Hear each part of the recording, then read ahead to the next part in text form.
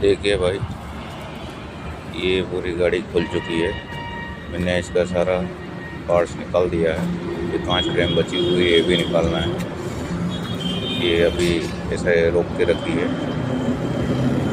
तो देखिए, पूरा फ्लोर, पीछे पूरा भाग निकाल के रख दिया है। पीछे का, आगे का अलग निकाल दिया है। कुछ इसमें बचा नहीं है।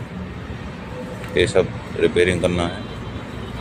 और जिस भाई को भी रिपेयरिंग करवाना हो, आप हमसे संपर्क करें।